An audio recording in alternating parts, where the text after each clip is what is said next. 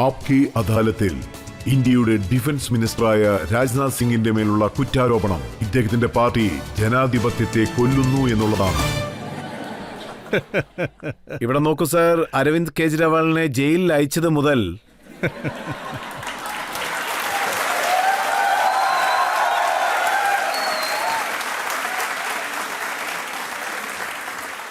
അവരുടെ പാർട്ടിക്കാരെന്താ പറയുന്നത് വെച്ചാൽ BJP ജനാധിപത്യത്തിനെ കൊന്നു കുഴിച്ചു മൂടിയെന്ന്.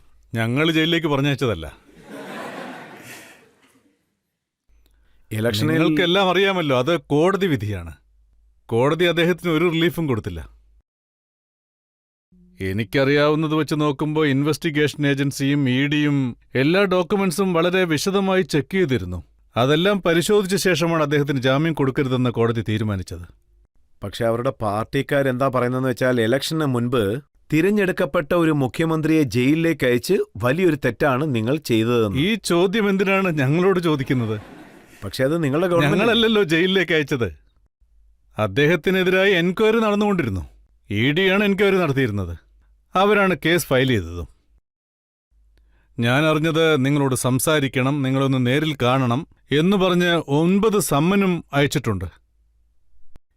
ഇതിൽ സത്യമുണ്ടോ എന്ന് ചോദിച്ചിട്ടുണ്ട്. പക്ഷെ അദ്ദേഹം സമയം കൊടുത്തില്ല. പിന്നെ കോടതിയിൽ ഹാജരായില്ലെങ്കിൽ എന്ത് സംഭവിക്കും? സമയം നൽകിയില്ലെന്ന് പറഞ്ഞ് ജയിലിലടച്ചു. അല്ലല്ല, പിടിച്ചോണ്ടു പോകാൻ പറഞ്ഞ് ഞങ്ങൾ അയച്ചതല്ല. നീതിപീഠമാണ് അദ്ദേഹത്തിന് റിലീഫ് കൊടുക്കാതിരുന്നത്. അഭിഷേക് മനു സിംഗ് ഒരു വലിയ വക്കീലാണ്, രാജ്യസഭാ മെമ്പറാണ്. താങ്കൾക്ക് വളരെ നന്നായിട്ട് അറിയാം. അദ്ദേഹം സുപ്രീം കോടതിയിൽ എന്താ പറഞ്ഞെന്ന് വെച്ചാ, അതായത് അരവിന്ദ് കെജ്രിവാളിനെ മോചിപ്പിക്കുക, ജയിലിൽ നിന്ന് പുറത്തു കൊണ്ടുവരിക, അല്ലെങ്കിൽ ഇലക്ഷൻ നടക്കുന്ന ആ ദിവസമായിരിക്കും വോട്ടിംഗിന്റെ അവസാന ദിവസം. കാരണം എല്ലാ പ്രതിപക്ഷ പാർട്ടി നേതാക്കന്മാരും ജയിലിലായിരിക്കുമെന്ന്. എന്തടിസ്ഥാനത്തിൽ അദ്ദേഹം ഇങ്ങനെ പറയുന്നത്? എന്താ സംഭവിക്കുന്നത് നിങ്ങൾ തന്നെ കണ്ടോ. 2 മാസം കൂടിയേ ഉള്ളൂ. എനിക്ക് ചോദിക്കാനുള്ളത്, ഈ കുറ്റം ആരോപിക്കപ്പെട്ടതുകൊണ്ട് അദ്ദേഹം എന്തിനാണ് വിഷമിക്കുന്നത്? എനിക്കൊന്നും മനസ്സിലാവുന്നില്ല. കുറ്റം ചെയ്താൽ ജയിലിൽ പോകും. ഗവൺമെന്റ് ജയിലിലേക്ക് അയക്കുന്നതല്ല. അതായത് മോദിജി ആയിരിക്കും ജയിലിലേക്ക് പറഞ്ഞയച്ചത്, അല്ലെങ്കിൽ മറ്റാരെങ്കിലും പറഞ്ഞയച്ചു കാണും. അതൊക്കെ വെറുതെയാണ്. ED അവരോട് ചില കാര്യങ്ങളെക്കുറിച്ച് അന്വേഷിക്കണമെന്ന് പറഞ്ഞിരുന്നു. അതിനെക്കുറിച്ച് കൂടുതൽ അറിയാനായി നേരിട്ട് കാണണമെന്നും പറഞ്ഞ് സമ്മനും അയച്ചിരുന്നു. 9 സമ്മൻ അയച്ചിട്ടും അദ്ദേഹം വന്നില്ല. പിന്നെ കോടതിയിലേക്ക് പോയി. ഇദ്ദേഹത്തിന് റിലീഫ് കിട്ടണം, ജയിലിൽ പോയില്ലെന്ന് കരുതിയ. ഇപ്പൊ കോടതിയും റിലീഫ് കൊടുത്തില്ല. ഇപ്പോൾ ഞങ്ങളെല്ലാരുമാണ് സമ്മർദ്ദം കൊടുത്തതെന്ന് പറഞ്ഞ അല്ല. ഞങ്ങൾക്ക് നിങ്ങൾ EDയെയും CBIയെയും യൂസ് ചെയ്യുന്നു. അതോടൊപ്പം അരവിന്ദ് കെജ്രിവാളിനെ പോലുള്ള ആൾക്കാർ മാത്രമാണ് നരേന്ദ്രമോദിയെ പോലുള്ള ഒരാളെ എതിർക്കാനും തോൽപ്പിക്കാനും സാധിക്കുകയുള്ളൂ. അതുകൊണ്ട് അദ്ദേഹത്തെ ഇലക്ഷന് മുമ്പ് ജയിലിലേക്ക് അയച്ചതായി അദ്ദേഹം പറയുന്നത്. അത് വലിയ വലിയ ആളുകൾക്ക് പോലും മോദിജിയെ ചാലഞ്ച് ചെയ്യാൻ പറ്റുന്നില്ല. പിന്നെയാണ് ഇവര്.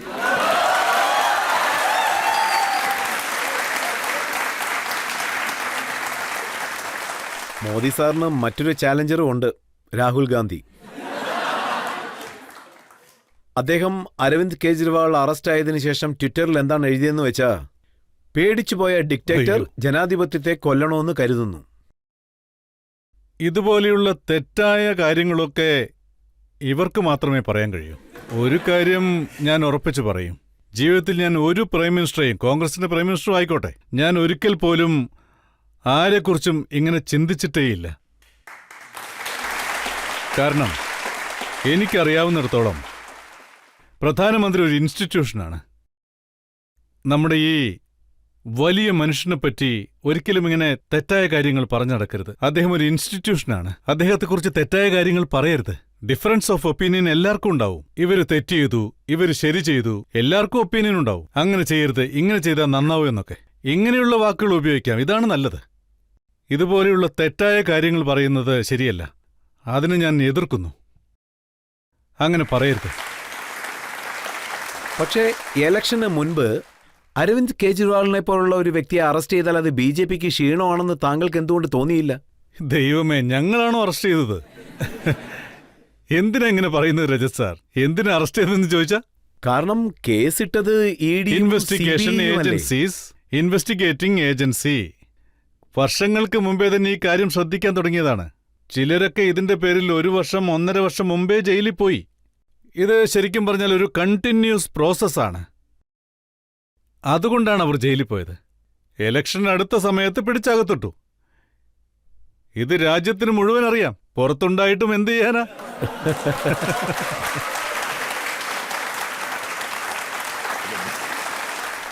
2016 പുറത്തുണ്ടായിരുന്നു, 2019 പുറത്തുണ്ടായിരുന്നല്ലോ. പക്ഷേ അതൊന്നും ഒരു നോക്കൂ സാർ, ഇവര് മാത്രമല്ല. ഞാനിപ്പോ അദ്ദേഹത്തെക്കുറിച്ച് ഒന്നും പറയാൻ ആഗ്രഹിക്കുന്നില്ല. അതായത് കെജ്രിവാളിന്റെ കാര്യം എന്തുമായിക്കോട്ടെ, കോർട്ട് ജഡ്ജ്മെന്റ് കൊടുക്കും, അവർ നോക്കിക്കോളും. അത് നമ്മൾ അംഗീകരിച്ചേ മതിയാവും. അതിന്റെ പേരിൽ ഞങ്ങളെ എല്ലാവരെയും പഴിചാരുന്നത് അതൊരിക്കലും ശരിയല്ല. ഞങ്ങളെ പഴിചാരേണ്ട കാര്യമില്ല, അത് അന്യായമാണ്. പക്ഷേ അദ്ദേഹം ജയിലിന് പുറത്തുള്ള സമയത്ത് എന്താ പറഞ്ഞെന്ന് വെച്ചാ, മനീഷ് സിസോഡിയ വളരെ നല്ലൊരു വ്യക്തിയാണ്, ഡൽഹിയിലുള്ളവർക്ക് നല്ല വിദ്യാഭ്യാസം നൽകിയതുകൊണ്ട് അദ്ദേഹത്തെ മോദി പിടിച്ച് ജയിലിലാക്കി. കൊള്ളാം. എല്ലാ പാർട്ടിയും ജയിലിൽ തന്നെ ഉണ്ട്. ഇന്ത്യൻ രാഷ്ട്രീയത്തിലെ ഏറ്റവും വലിയ പ്രശ്നം ഇതാണ്. പല രാഷ്ട്രീയ നേതാക്കന്മാരുടെയും വേർഡ്സ് ആൻഡ് ഡീഡ്സ്, പറയുന്നതും ചെയ്യുന്നതും, പറയുന്നതൊന്നായിരിക്കും ചെയ്യുന്നതൊന്നായിരിക്കും. ഇന്ത്യൻ രാഷ്ട്രീയത്തിൽ ഇന്ത്യൻ രാഷ്ട്രീയക്കാരോടുള്ള ജനങ്ങളുടെ വിശ്വാസം കുറേശ്ശെയായി കുറഞ്ഞു വന്നു. അതിനുശേഷം സത്യസന്ധരായ ജനങ്ങൾക്ക് പ്രതീക്ഷ നൽകുന്ന ഒരു പാർട്ടി വന്നു. ഇത് ഞാൻ വളരെ അഭിമാനത്തോടെ പറയാണ്. ഇന്ത്യൻ രാഷ്ട്രീയത്തിലെ ജനങ്ങൾക്ക് പ്രതീക്ഷ നൽകിക്കൊണ്ട് വലിയൊരു വെല്ലുവിളി ഏറ്റെടുത്ത് വിജയിച്ച പാർട്ടിയാണിത്. അതായത് ഞങ്ങളുടെ ഭാരതീയ ജനതാ പാർട്ടി. ഞങ്ങൾ എന്തു പറയുന്നോ, ഞങ്ങൾ എന്തു പറഞ്ഞാലും അത് ചെയ്തിരിക്കും. ഞങ്ങൾ പറഞ്ഞിട്ട് ചെയ്യാതിരുന്ന എന്തെങ്കിലും ഒന്ന് പറയാമോ? മോദിജി മാനിഫെസ്റ്റോയിൽ എന്താണ് പറയുന്നതെന്ന് വെച്ചാൽ, 2014 ഞാനാണ് പാർട്ടി പ്രസിഡന്റ്. മോദിജി പ്രൈം മിനിസ്റ്ററായി.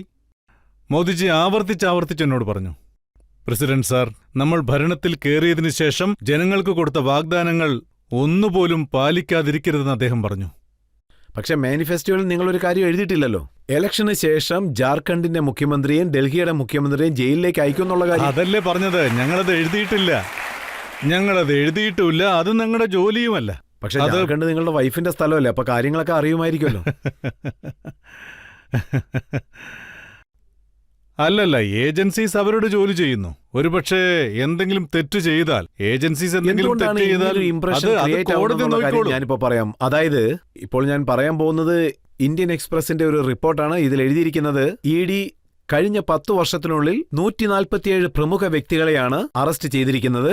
അതിൽ നോക്കുകയാണെങ്കിൽ 85% പ്രതിപക്ഷ പാർട്ടിയിലുള്ള ആൾക്കാരാണ്. എല്ലാ അഴിമതിയും പ്രതിപക്ഷത്തുള്ളവർ മാത്രമാണോ ചെയ്യുന്നത്? ഞാനെന്താ ചിന്തിക്കുന്നതെന്ന് വെച്ചാൽ, ജനങ്ങൾ ഇൻട്രാസ്ട്രക്ട് ചെയ്തേ പറ്റൂ.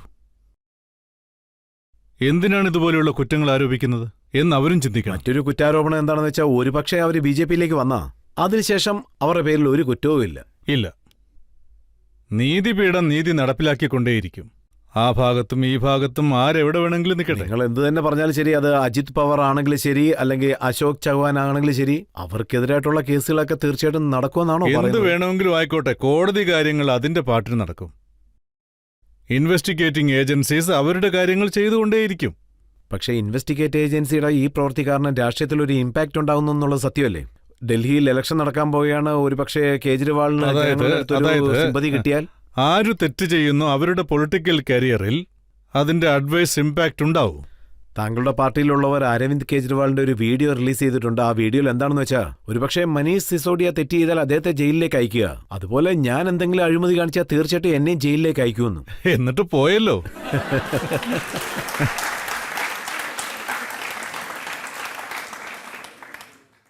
ഓഡിയൻസിൽ ആർക്കെങ്കിലും ചോദ്യം ചോദിക്കണോ? സർ, ഡൽഹിയിൽ BJPനെ കൊണ്ട് ജയിക്കാൻ കഴിഞ്ഞില്ല. സോ ചീഫ് മിനിസ്റ്ററിനെ അകത്താക്കിയത് ഭരണം കൈക്കലാക്കാനുള്ള മറ്റൊരു വഴിയാണോ സർ? ഒരുപക്ഷെ ഇത് ഗവൺമെന്റ് ചെയ്തിരുന്നെങ്കിൽ നിങ്ങളുടെ ചോദ്യത്തിന് ഞാൻ ഉത്തരം പറയുമായിരുന്നു. ഗവൺമെന്റ് പറഞ്ഞിട്ടാണ് ഇത് ചെയ്തതെന്ന് ഞാൻ ഒരിക്കലും സമ്മതിക്കില്ല. ഇൻവെസ്റ്റിഗേറ്റിംഗ് ഏജൻസീസ് 2-2.5 വർഷമായിട്ട് ഇതിന്റെ പുറകെയാണ്. ചിലരൊക്കെ ഈ കേസിന്റെ പേരിൽ ജയിലിൽ പോയി കഴിഞ്ഞു. Okay sir. ഇവിടെ നോക്കൂ സാർ, താങ്കളുടെ പാർട്ടി ഭരണത്തിൽ വന്നതിന് ശേഷം, അതായത് കഴിഞ്ഞ 10 വർഷത്തിന് ശേഷം, ഇൻവെസ്റ്റിഗേറ്റ് ഏജൻസി വളരെ ചുറുചുറുക്കോട് ജോലി ചെയ്യുന്നെന്ന് താങ്കൾക്ക് തോന്നുന്നില്ലേ? അല്ല, ഏത് ഏജൻസിയാണ് ആക്റ്റീവ് അല്ലാത്തതെന്നൊന്ന് പറയൂ. ഇതിനു മുമ്പിലത്തേതുമായി കമ്പയർ ചെയ്യുമ്പോൾ ഏത് മിനിസ്ട്രിയാണ് ആക്റ്റീവ് അല്ലാത്തതെന്നൊന്ന് പറയൂ. എല്ലാം ആക്റ്റീവാണ്. പ്രൈം മിനിസ്റ്ററും ആക്റ്റീവാണ്. എല്ലാ മിനിസ്റ്റേഴ്സും ആക്റ്റീവാണ്.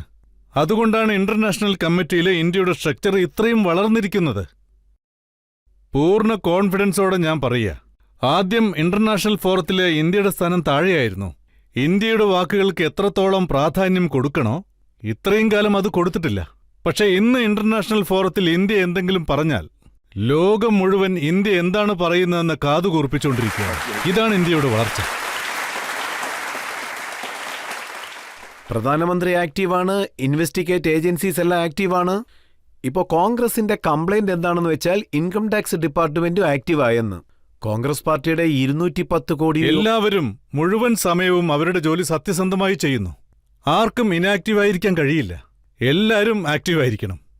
അത് പ്രസിഡന്റ് ആയിക്കോട്ടെ, പ്രൈം മിനിസ്റ്റർ ആയിക്കോട്ടെ, മിനിസ്റ്റേഴ്സ് ആയിക്കോട്ടെ, ബ്യൂറോക്രാറ്റ്സ് ആയിക്കോട്ടെ, എല്ലാവരും ആക്റ്റീവാണ്. എല്ലാവരും അവരുടെ ചുമതലകൾ നന്നായി നിർവഹിക്കണം. ഇൻകം ടാക്സ് ഡിപ്പാർട്ട്മെന്റ് കാരണം കോൺഗ്രസിന് എന്താണ് സംഭവിച്ചെന്നുള്ള കാര്യം രാഹുൽ ഗാന്ധി പറയുന്നുണ്ട്. അദ്ദേഹം പറയുന്നു, ഞങ്ങളുടെ അക്കൗണ്ട് ഫ്രീസ് ചെയ്തിരിക്കുകയാണ്, ഒരു ട്രെയിൻ ടിക്കറ്റ് വാങ്ങാനുള്ള കാശ് പോലും ഞങ്ങളുടെ കയ്യിലില്ലെന്നാണ്. ഞങ്ങളുടെ പക്കൽ പോസ്റ്റർ ഒട്ടിക്കാനുള്ള കാശ് പോലും ഇല്ല, ആർക്കും 2 രൂപ പോലും കൊടുക്കാൻ ഞങ്ങളുടെ കയ്യിലില്ലെന്ന്. അങ്ങനെയൊന്നുമല്ല. ഇത് നിങ്ങളൊക്കെ വിശ്വസിക്കുന്നുണ്ടോ? ജനങ്ങൾ സമ്മതിക്കുന്നില്ല. 2 രൂപ പോലും ഇല്ലെങ്കിൽ എങ്ങനെയാണ് സാർ? ഈ ഇലക്ഷനെ സംബന്ധിച്ച് ഒരു പ്രിൻസിപ്പൽ ഓപ്പോസിഷൻ പാർട്ടിയുണ്ട്, ഒരു പഴയ രാഷ്ട്രീയ പാർട്ടി. അതിന്റെ അക്കൗണ്ട്സ് ഫ്രീസ് ചെയ്ത് ഒരേ ഒരു കാര്യമേ ഉള്ളൂ, അതായത് നിങ്ങളാണ് ഫ്രീസ് ചെയ്തെന്ന് പറഞ്ഞ് ആരോ കുറ്റം ആരോപിക്കുന്നു. അങ്ങനെ ഏജൻസി ഫ്രീസ് ചെയ്തു എന്ന് വെച്ചോ, എന്തുകൊണ്ടാ കോടതി പോകഞ്ഞത്? Lawyer കോർട്ടുണ്ട്, ഹൈക്കോർട്ടുണ്ട്, supreme കോർട്ടുണ്ട്. എന്തുകൊണ്ട് പോയില്ല? പക്ഷെ റിലീഫ് കിട്ടുന്നില്ലല്ലോ. എന്ത് ചെയ്യാനാ? അതിന് ഞാൻ എന്ത് ചെയ്യാൻ പറ്റും? ഞങ്ങളുടെ ഗവൺമെന്റിന് എന്ത് ചെയ്യാൻ കഴിയും? മോദിജിക്ക് എന്ത് ചെയ്യാൻ കഴിയും? പക്ഷേ മറ്റുള്ള രാഷ്ട്രീയ പാർട്ടിയിലുള്ള ആൾക്കാർ മോദിയെക്കുറിച്ച് സംസാരിക്കുമ്പോൾ അദ്ദേഹം വളരെ കഠിന ഹൃദയനാണ്. പക്ഷേ രാജ്നാഥ് സാർ വളരെ വിശാല ഹൃദയനാണ്, പക്ഷെ അദ്ദേഹം ഒന്നും ചെയ്യുന്നില്ലെന്ന് പറഞ്ഞു. എല്ലാരോടും കരുണ കാണിക്കും, എല്ലാരോടും കരുണ കാണിക്കും. രണ്ടാമത്തെ കാര്യമെടുത്താൽ, അതായത് കറക്ഷന്റെ കാര്യത്തിൽ പറയുന്നവരെന്തു വേണമെങ്കിലും പറയട്ടെ. മോദിജി ലീഡറായി ഭരണത്തിൽ കയറി 10 വർഷമായി. പ്രതിപക്ഷത്തിരിക്കുന്ന ഒരാളുപോലും, ഒരു മിനിസ്റ്ററും അഴിമതി കാണിച്ചിട്ടുണ്ടെന്ന് പറയാൻ കഴിയില്ല. ഇതാണ് ഞങ്ങളുടെ ഗവൺമെന്റ്. കോൺഗ്രസ് ഭരിച്ചിരുന്നപ്പോഴുള്ള കാര്യം നിങ്ങൾക്കറിയാമല്ലോ. ഒരുപാട് അഴിമതി കേസുകൾ കുറ്റമറ്റ ഒരു കോൺഗ്രസ് ഗവൺമെന്റിന് നിങ്ങൾ കണ്ടിട്ടുണ്ടാവില്ല. വളരെ വലിയ തോതിലുള്ള അഴിമതികൾ. അതുകൊണ്ട് കോൺഗ്രസ് ഗവൺമെന്റിലുള്ള മന്ത്രിമാരും അഴിമതി കേസിൽ അകത്തു പോയിട്ടുണ്ട്. എന്തുകൊണ്ട് അവർ മിനിസ്റ്ററെ രക്ഷിക്കാഞ്ഞത്? ഇപ്പൊ ഞങ്ങളോടൊന്ന് ഇവരെ നിങ്ങൾ രക്ഷിക്കാൻ പറഞ്ഞാൽ എങ്ങനെയാണ്? കോടതിയുണ്ടല്ലോ, കോടതിയാണ് ശിക്ഷ വിധിച്ചത്. കോൺഗ്രസ് ഭരണത്തിലുള്ളപ്പോഴും അവരുടെ ഗവൺമെന്റിലുള്ളവർക്ക് തന്നെ ശിക്ഷ കിട്ടിയിരുന്നല്ലോ. ഇതും അതുപോലെ തന്നെയാണ്. ഒരുപക്ഷെ ഏജൻസിക്ക് എന്തെങ്കിലും പിഴവ് പറ്റിയിട്ടുണ്ടെങ്കിൽ കോടതി അതിൽ ഇടപെടും.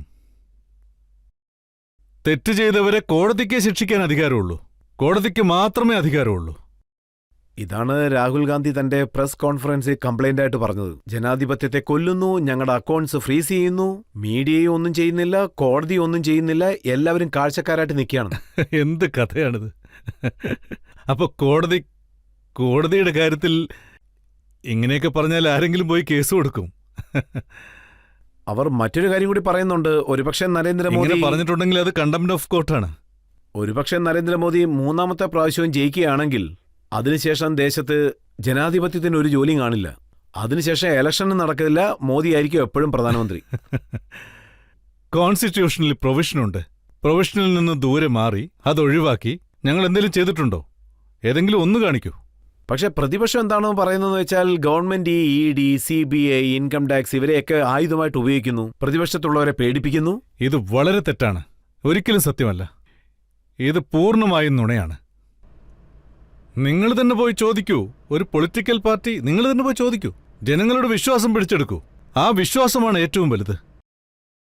നിങ്ങൾക്കത് ചെയ്യാൻ കഴിയുന്നില്ല. ജനങ്ങളുടെ വിശ്വാസം പിടിച്ചെടുക്കാൻ നിങ്ങൾക്ക് കഴിയുന്നില്ല.